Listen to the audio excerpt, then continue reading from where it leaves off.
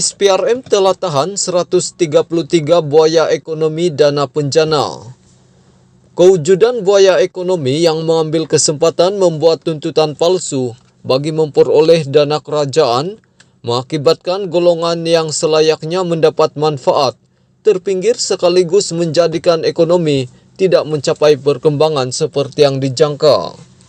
Timbalan Ketua Pesuruhjaya Operasi Suruhanjaya Pencegahan Rasuah Malaysia SPRM, Datuk Seri Ahmad Kusairi Yahya berkata, hasil kerjasama antara SPRM dan agensi serta kementerian terlibat seramai 133 individu terdiri daripada pemilik dan pengarah syarikat telah ditahan. Manakala lebih 100 syarikat disiasat melibatkan penyelewengan dana dianggarkan berjumlah RM194 juta dalam operasi khas tahun lalu dengan 34 pemilik atau pengarah syarikat telah didakwa di mahkamah. Tahun ini SPRM akan memberi tumpuan terhadap isu ketirisan dan penyelewengan dana dalam sektor sumber manusia, kebajikan, otomotif, pendidikan dan pengajian tinggi, penternakan, pertanian, serta perladangan, tulis beliau di Kosmo hari ini.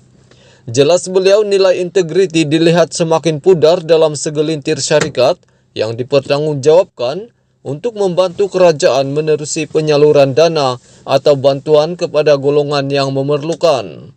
Katanya kewujudan dana seperti Pelanjana Semula Ekonomi Negara Penjana, Unit Transformasi Masyarakat India Malaysia Mitra, dan Industri Otomotif, Robotik, dan IoT Malaysia MARI bertujuan membantu rakyat yang terkesan tekanan ekonomi sepanjang pandemik COVID-19 serta meningkatkan potensi diri masyarakat.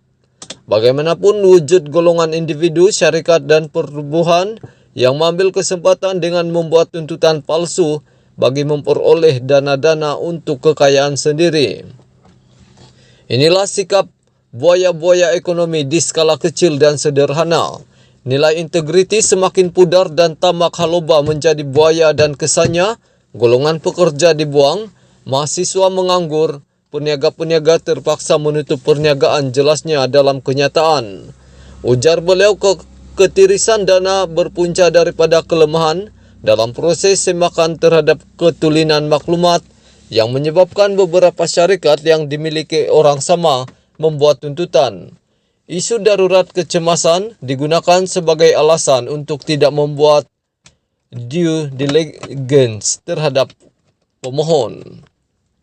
Kerajaan juga tiada mekanisme jelas memantau program atau aktiviti yang dijalankan untuk memastikan benar-benar dilaksana dengan jumlah peserta yang tepat dan tiada peraturan dan undang-undang jelas untuk diambil tindakan terhadap pemohon seperti senarai hitam, saman sivil, dan tuntutan semula dana yang tidak dibelanjakan, ujarnya.